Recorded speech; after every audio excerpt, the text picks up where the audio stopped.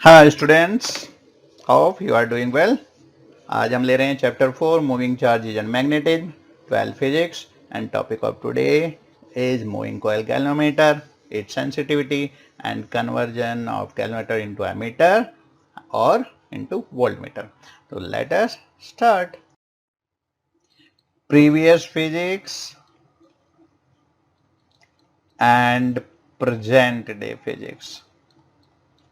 तो स्टूडेंट्स, अगर हम आज कोई कॉन्सेप्ट पढ़ रहे हैं तो उसका पहले किसी कॉन्सेप्ट से जरूर रिलेशन होगा। अगर हम रिलेट करके पढ़ेंगे तो हमें चीजें समझ आएंगी। और हम पढ़ चुके हैं कि जब एक करंट कैरिंग कॉइल और लूप एक मैग्नेटिक फील्ड में रखा होता है तो इस पे एक टॉर्क अप्लाई होता है स्टूडेंट्स। और पहले कपल ऑफ फोर्स अप्लाई होंगे दोनों आर्म पे, और इसकी वजह से बॉडी पे एक टॉर्क अप्लाई होगा, लूप पे एक टॉर्क अप्लाई होगा और ये रोटेट करेगी। और torque on the current carrying coil is given by N I A capital B sine theta. यहाँ पे एन हम नंबर ऑफ टर्न्स को नहीं बदलने वाले कॉइल के। अगर हम ए भी कांस्टेंट रखें, बी नहीं बदले, और थीटा को भी अगर हम कुछ ऐसा अरेंजमेंट करें जैसे यहाँ पे हम रेडियल फील्ड लेंगे जिसमें थीटा की वैल्यू हम 90 डिग्री रखेंगे, इसको भी नहीं बदलने देंगे। तो अगर ये सारी टर्म्स कांस्टेंट होगी then T will be proportional to I. It means अगर सर्किट में करंट बढ़ती है तो आपके लूप पे, क्वाइल पे टॉर्क ज़्यादा होगा। और अगर हम इस टॉर्क को मेजर कर सकते हैं then we can calculate the current. It is the base of our today's device which we are going to study. Start. इस स्लाइड पे जो हमने पढ़ा है सिर्फ एक रिलेशन बनाने के लिए है। इसमें आप रिकॉल करिए जो हमने पहले पढ़ा हुआ है। Interesting. Moving coil galvanometer, it is an electromagnetic device that can measure small values of current. इसका डायग्राम देखिए, इसमें एक PQRS आप ध्यान से देखिए, रेक्टेंगुलर लूप है जिसको हमने फॉस्फोर ब्रॉन्ज की स्ट्रिप से सस्पेंड किया है और इस फॉस्फोर ब्रॉन्ज की स्ट्रिप को हमने कनेक्ट किया है T1 टर्मिनल से। ध्यान से देखिए। और ये जो आपका लूप है ये एक स्प्रिंग के ऊपर पिवोटेड है, एस डैश स्प्रिंग के ऊपर, और इस स्प्रिंग को हमने कनेक्ट किया है T2 टर्मिनल से। तो स्टूडेंट्स, जब हम इन T1 और T2 टर्मिनल को किसी वोल्टेज सोर्स से कनेक्ट करेंगे तो आपके लूप के अंदर करंट फ्लो करेगा। और ये लूप रखा है मैग्नेटिक फील्ड में। ध्यान से देखिए, यहाँ पे north pole, south pole, curved north pole and south pole ये हमने। और इस लूप को भी हमने रैप किया है एक सिलेंड्रिकल आयरन कोर के ऊपर। तो ये जो अरेंजमेंट है इसको एक रेडियल फील्ड प्रोवाइड करेगा स्टूडेंट्स। और रेडियल फील्ड का काम होता है, अगर आपकी कॉइल रोटेट भी करेगी तो इसका प्लेन फिर भी मैग्नेटिक फील्ड के प्लेन में रहेगा, मैग्नेटिक फील्ड के पैरेलल रहेगा। और यानी कि हम कह सकते हैं इसका जो एरिया वेक्टर होगा वो मैग्नेटिक फील्ड से 90 डिग्री एंगल बनाएगा। और प्रिंसिपल क्या है इसका, यही हम पढ़ चुके हैं। It works on the principal that when A current loop is placed in an external magnetic field it experiences A torque. जब एक करंट लूप मैग्नेटिक फील्ड में रखा होता है तो उस पर एक टॉर्क अप्लाई होता है and the value of torque can be change by changing the current in the loop. जितनी ज्यादा करंट होगी उतना ज्यादा टॉर्क अप्लाई होगा। Construction, the moving coil galvanometer is made up of a rectangular coil that has many turns and it is made of insulated copper wire that is wounded on a metallic frame. The coil is free to rotate about a fixed axis. A phosphor bronze strip that is connected to a movable torsional head is used to suspend the coil in a uniform radial magnetic field, and radial magnetic field is created by curved poles of a horseshoe magnet. Horseshoe magnet. Clear है। अब हम इसकी overview देखेंगे कि अगर यही हमने जो ऊपर वाला डायग्राम है अगर हम इसको ऊपर से देखते हैं, ओवरहेड व्यू जो इसका है, ये आपकी PQRS जो यहाँ पे आपका लूप है या कॉइल है ये ऊपर से देखने पे आपको दिखाई दे रही है। ये रेक्टेंगुलर करंट लूप हुआ, क्वाइल जहां लिखा है और ये स्प्रिंग यहाँ पे स्पाइरल दिखाया है ऊपर से देखने पर। क्लियर है। और ये आपके कर्ड नॉर्थ और साउथ पोल जो रेडियल मैग्नेटिक फील्ड क्रिएट करेंगे। और जब ये आपका क्वाइल रोटेट करेगी तो आपकी सिलेंड्रिकल आयरन कोर रोटेट करेगी, उसके ऊपर हमने एक पॉइंटर लगाया है। जितना ज्यादा करंट होगा उतना ज्यादा टॉर्क होगा और ये आपका पॉइंटर आपको रीडिंग बता देगा इस स्केल के ऊपर जो कैलिब्रेटेड होता है। अब हम इसकी अगर थ्योरी थोड़ी देखते हैं। When I current flows through the coil, it experiences a torque which is given by tau is equal to N number of turns of the coil, I current in the coil, A area of the coil या loop, B the magnetic field and sin theta। Clear है। तो यहाँ पे अगर आपने next page पे लेना पड़ेगा आपको, here theta is equal to 90 degree रहेगा जो हमने अरेंजमेंट लिया है due to radial field. Radial field का मतलब है जो आपकी कॉइल है उसका प्लेन मैग्नेटिक फील्ड के पैरेलल होगा या कहिए उसका एरिया वेक्टर मैग्नेटिक फील्ड से 90 डिग्री एंगल बनाएगा। तो theta is equal to 90 degree. तो जब थीटा 90 डिग्री हो गया तो टॉर्क अप्लाई होगा आपके करंट लूप पे N I A B sine 90। Sine 90 1 होता है तो you can say it is N I A B. Equation number 1। ये जो टॉर्क लगेगा स्टूडेंट्स इसको हम डिफ्लेक्टिंग टॉर्क कहेंगे। इसी की वजह से आपका जो कॉइल है वो रोटेट करेगी। लेकिन आपने कॉइल को एक स्प्रिंग के ऊपर पिवोटेड किया है, हमने देखा था। तो जैसे ही कॉइल में डिफ्लेक्शन होगा, as coil gets deflected the spring is twisted. तो स्प्रिंग ट्विस्टेड होगा। ये डायग्राम हम यहाँ पे भी दोबारा बना देख लेते हैं दोनों। तो जो नीचे हमने एस डैश स्प्रिंग लगाया है ऊपर वाले डायग्राम में भी दिखाई दे रहा है और यहाँ पे स्पाइरल जो हमने लिखा है ये स्प्रिंग आपका ओवरव्यू से दिख रहा है। तो जैसे ही आपकी कॉइल डिफ्लेक्ट होगी स्प्रिंग ट्विस्ट होगा और उस पर एक रिस्टोरिंग टॉर्क लगेगा। तो कॉइल के रोटेट होने की वजह से स्प्रिंग में ट्विस्ट हुआ और स्प्रिंग अपनी रिस्टोरिंग टॉर्क उसके अंदर सेटअप हो जाएगा जो उसको उसकी ओरिजिनल कॉन्फ़िगरेशन में लाना चाहेगा, उसकी टेंडेंसी होगी। And tau dash will be given by K5। तो यहाँ पे टो डैश तो हो गया आपका restoring torque which is produce in the spring. Restoring torque K क्या है यहाँ पे, ये भी डिपेंड करता है स्प्रिंग का टॉर्सनल कांस्टेंट कहते हैं और यू कैन से टॉर्क पर यूनिट ट्विस्ट। तो इसको टॉर्सनल कांस्टेंट ऑफ स्प्रिंग कहेंगे आप। और फाई जो हुआ that is the degree of rotation, आपका कितना डिग्री से आपका कॉइल रोटेट हुआ है।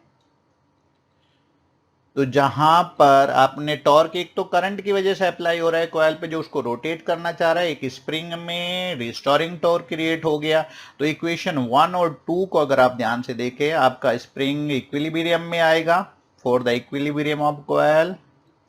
तो जहां ये दोनों टॉर्क इक्वल हो जाएंगे वहीं पे आपका जो कॉइल है वो इक्विलिब्रियम में आएगी, इक्विलिब्रियम ऑफ कॉइल। तो deflecting torque will be equal to restoring torque.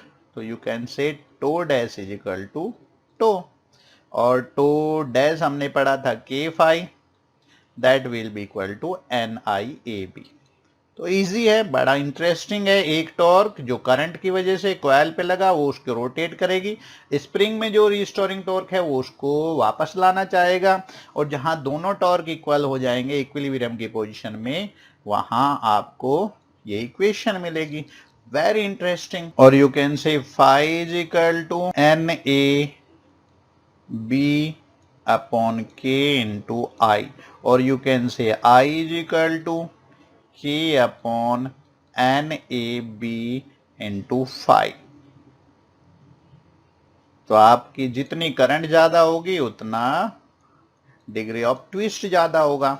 तो फाई का मतलब हुआ यहाँ पे डिग्री ऑफ ट्विस्ट। और यू कैन से इक्वेशन 4 को हम लिख सकते हैं G5 I is equal to G5। Equation 4 इसी को बना लीजिए आप। क्लियर है?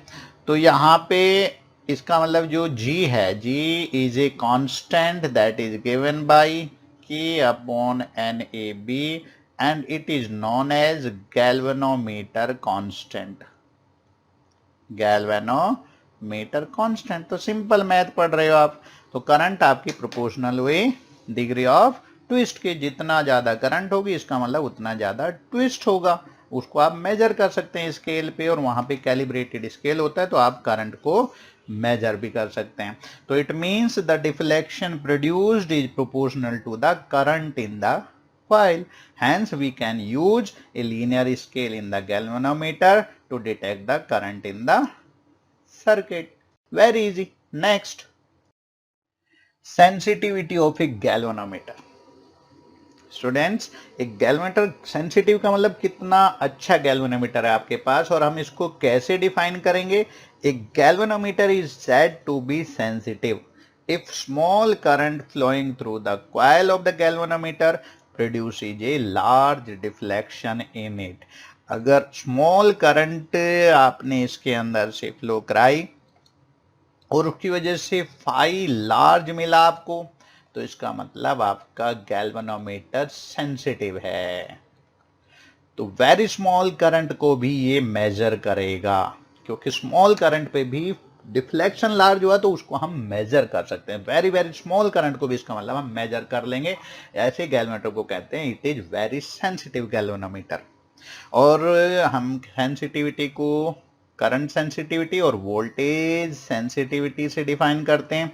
तो current sensitivity of galvanometer is defined as the deflection produced in the galvanometer per unit current flowing through it.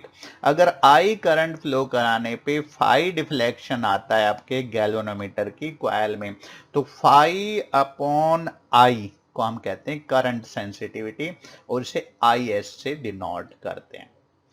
तो it is the deflection produce in the galvanometer per unit current flowing through it.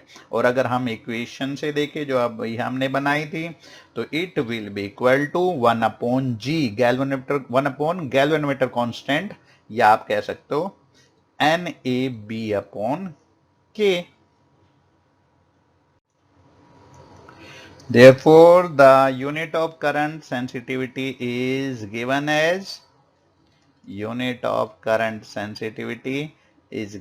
as radian per ampere और division per ampere. तो बड़ा simple है। Deflection produce in the galvanometer per unit current flowing through it. ऐसे ही voltage sensitivity को हम define करेंगे। Voltage sensitivity of galvanometer and it is defined as, ये तो ऑब्वियस है, जैसे अगर हमने करंट सेंसिटिविटी पढ़ा तो ऐसे ही voltage sensitivity will be given by phi upon V. तो अगर V वोल्टेज प्रोवाइड करने पर गैल्वेनोमीटर के टर्मिनल के बीच में, तो हमें अगर फाई डिफ्लेक्शन मिलता है गैल्वेनोमीटर में, तो phi upon V will be known as its voltage sensitivity. Therefore, you can say it is defined as the deflection produced in the galvanometer per unit voltage applied to it. तो phi upon V। और अगर हम इसे थोड़ा सा expand करें, V is equal to हम लिखते हैं IR, और आप देखिए इक्वेशन जो हमने ऊपर पढ़ी है, phi अपॉन I की वैल्यू है NAB upon K into R आ जाएगा। तो it is known as voltage sensitivity. तो ये कांस्टेंट है इंटू 1 अपॉन R। क्लियर है? तो ये इक्वेशन आप बना सकते हो। ये इक्वेशन मान लीजिए आपने A बनाया और ये इक्वेशन B बना लीजिए। तो ये यहाँ पे आपने डिफाइन किया current sensitivity end voltage sensitivity. Sensitive का मीनिंग इस तरह समझ सकते हैं स्टूडेंट, जैसे आपका कोई फ्रेंड है, आपने जरा सा कुछ कहा और वो रिएक्ट कर जाता है, तो यानी कि आपने जरा सी कोई मजाक कर लिया और वो रिएक्ट कर गया, तो ऐसे फ्रेंड को आप कहेंगे इट इज वेरी सेंसिटिव। तो आपका गैल्वेनोमीटर भी वेरी सेंसिटिव डिवाइस हो सकता है, डिपेंड करता है आपने ये अगर इसके कांस्टेंट जो वैल्यूज हैं NAB अपॉन के, इस पे डिपेंड करेगा। तो ये आपका एक दोस्त हो गया, it is very sensitive. Clear? Next, interesting है ना? तो स्टूडेंट्स यहाँ पे अगर हम current sensitivity end voltage sensitivity of galvanometer increase करना चाहते हैं तो इसके वे हैं, फर्स्ट बाय इंक्रीजिंग n, क्योंकि आपने करंट सेंसिटिविटी पढ़ा था NAB divide by K, end voltage sensitivity आपने पढ़ा था NAB divide by K into R। तो n को इंक्रीज करेंगे, but n can be increased up to a certain limit, otherwise the resistance of galvanometer will increase subsequently and hence galvanometer becomes less sensitive। तो एक limit तक ही आप n को increase कर सकते हैं, अदरवाइज R भी बढ़ेगा। सेकंड है आप area of the current loop increase कर सकते हैं, but this will make galvanometer bulky and ultimately less sensitive. Third, आपको मैग्नेटिक फील्ड इंक्रीज कर सकते हैं by using a strong horseshoe shaped magnet and by wrapping the loop, current carrying loop over iron core. तो हम magnetic field को बढ़ा सकते हैं। एंड फोर्थ पॉइंट है बाय डिक्रीजिंग की, तो by using a flat strip of phosphor bronze instead of a circular spring of phosphor bronze, because the value of K is small in case of flat strip than a round wire। यहाँ पे student phosphor bronze की जगह quartz fibre भी use किया जा सकता है, because they have large tensile strength and very low value of K। तो ये चीज़ें समझने वाली हैं। अब हम गैल्वेनोमीटर के conversion into ammeter and voltmeter पढ़ेंगे, दैट इज वेरी इंपॉर्टेंट। तो नेक्स्ट पेज पे देख लेते हैं। It is very important topic, conversion of galvanometer into ammeter, because galvanometer का रेजिस्टेंस स्टूडेंट इंटरमीडिएट रेंज का होता है, 25, 30, 50 ओम के आसपास। हमें एमीटर अगर चाहिए तो रेजिस्टेंस वेरी लो चाहिए। तो इसके लिए हमें क्या करना पड़ेगा, galvanometer can be converted into an ammeter with by connecting a low resistance called shunt parallel to it, जैसे आपने फिगर ए में देखा है, so that most of the current pass through it। अगर पीछे से I करंट आ रही है आपके सर्किट से, तो गैल्वेनोमीटर के अगर हम पैरेलल में लो रेजिस्टेंस शंट अप्लाई करेंगे तो मैक्सिमम करंट यहाँ से पास हो जाएगी और गैल्वेनोमीटर के अंदर से पास होगी, मान लीजिए फुल स्केल डिफ्लेक्शन की बात कर रहे हैं, IG करंट, और यहाँ फिर जाके ये आपकी करंट I माइनस IG और IG यहाँ फिर आपको I करंट मिल जाएगी। तो गैल्वेनोमीटर से IG करंट अगर फुल स्केल डिफ्लेक्शन की बात कर रहे हैं उसमें से पास होगी, तो the resistance of this arrangement क्या होगा, फिर इस अरेंजमेंट का रेजिस्टेंस क्या होगा जो आपने एमीटर बनाया है। तो R इफेक्टिव यू कैन से, RG गैल्वेनोमीटर का रेजिस्टेंस, RS शंट इसके पैरेलल में आपने लगाया, और इन दोनों को जब पैरेलल में है तो इनका रिजल्टेंट हो गया RG into RS divide by RG plus RS। और आप अगर सॉल्व करेंगे तो आप देखेंगे स्टूडेंट्स कि यहाँ RS is very very smaller than RG, तो हम कह सकते हैं कि ये it is approximately equal to RS। तो जो कन्वर्जन के बाद एमीटर बनेगा उसका रेजिस्टेंस अप्रोक्सीमेटली रेजिस्टेंस के इक्वल होगा। बस कंडीशन क्या है, RG should be very very greater than RS। Clear है? तो इस चीज़ को यहाँ पे देखेंगे। और IG करंट अगर हम किसी टाइम पे फुल स्केल डिफ्लेक्शन में गैल्वेनोमीटर से पास हो रही है तो उस केस में when IG current full scale deflection current passes through galvanometer, then I minus IG through RS, understood है। तो उस केस में आपका अगर हम बात करें ए और बी पॉइंट जिनके बीच में आपने शंट और गैल्वेनोमीटर के लगाया है, तो उनके बीच में जो पोटेंशियल डिफरेंस होगा that will be given by I G into R G, और you can say I minus I G into RS. तो from this relation you can calculate RS. तो RS will be equal to IG into RG divide by I minus IG. तो इस relation से आप shunt resistance calculate कर सकते हैं कि अगर आपको गैल्वेनोमीटर बनाना है I करंट को मापने के लिए, ये इसकी रेंज हो गई 0 to I, इसको मेजर करने के लिए आपको बनाना है तो आपको एक RS रेजिस्टेंस लगाना पड़ेगा जो इक्वेशन फर्स्ट से यहाँ पे दिया हुआ है। फर्स्ट आप इसको बना लीजिए और इक्वेशन आप सेकंड कह सकते हैं इसे।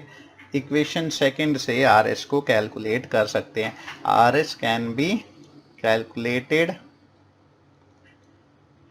From equation second. तो अगर आपको 0 to I रेंज का एमीटर बनाना है, for 0 to I range ammeter, तो कितना रेजिस्टेंस आपको गैल्वेनोमीटर के पैरेलल में लगाना पड़ेगा वो यहाँ पे आप कैलकुलेट कर सकते हैं। और इस कैलकुलेशन के बाद ये रेजिस्टेंस अगर आप गैल्वेनोमीटर के पैरेलल में लगाएंगे then you will get the ammeter which will measure the current 0 to I, यानी कि उसकी रेंज होगी I। वेरी गुड, कोई प्रॉब्लम है? और एक चीज ध्यान रखना, अगर कोई कहे ideal ammeter resistance for ideal ammeter, तो आइडियल एमीटर हमें चाहिए क्योंकि हमें तो करंट मापना है और उसे सीरीज में रखना है एमीटर को, तो उसका रेजिस्टेंस हमेशा 0 होगा अगर आप आइडियल चाहिए। तो जितना ज़्यादा लो रेजिस्टेंस होगा एमीटर का स्टूडेंट्स उतना ही ज़्यादा अच्छा आपके पास एमीटर है। इस पेज पे ज़रा ध्यान से देखिए, आपको गैल्वेनोमीटर को एमीटर में चेंज करना है तो इसके पैरेलल में आपने एक very small shunt resistance apply किया जिससे इसका इफेक्टिव रेजिस्टेंस वेरी लो हो जाएगा और ये आपको एमीटर की तरह से करंट मेजर करके देगा। तो इसको देखिए, समझिए। Next, conversion of galvanometer into voltmeter, तो it is also very important practical purpose से भी और theory purpose से भी students। A galvanometer can be converted into a voltmeter by connecting a large resistance in series of the galvanometer। Ammeter बनाने के लिए आपको गैल्वेनोमीटर का जो रेजिस्टेंस था उसको मिनिमाइज करना था, इसलिए उसके पैरेलल में शंट रेजिस्टेंस लगाया था।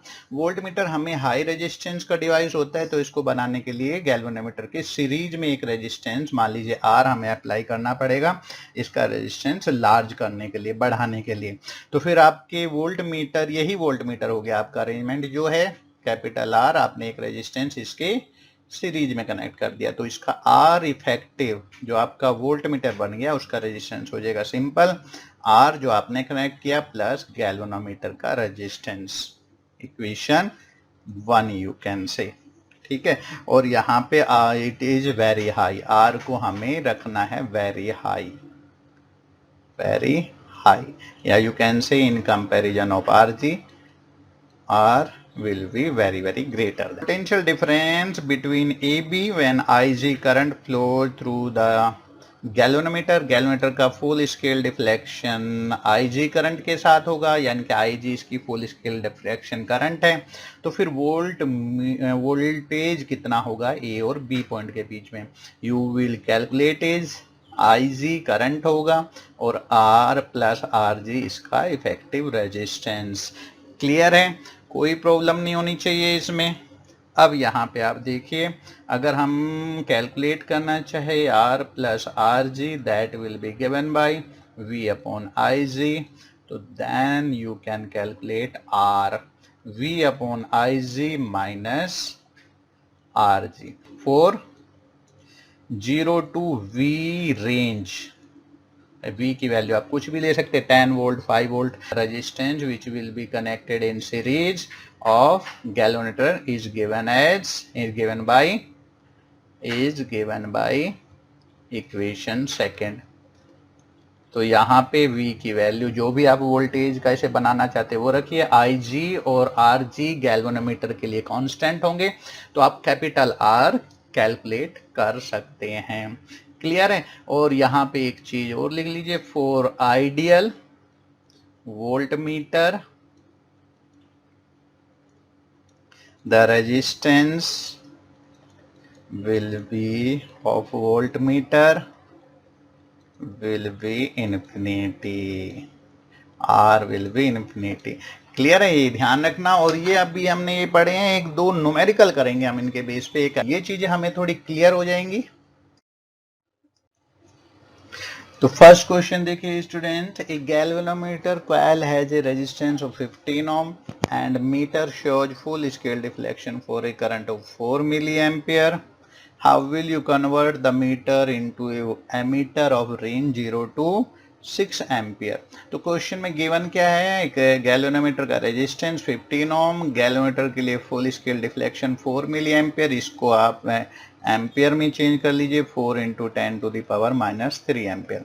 और करंट दी है 6 एम्पियर, जिसका आपको जिस रेंज का आपको एमीटर बनाना है। तो क्या करना है आपको, RS निकालना है, क्योंकि इन्होंने रीजन पूछा है कि व्हाट विल यू डू।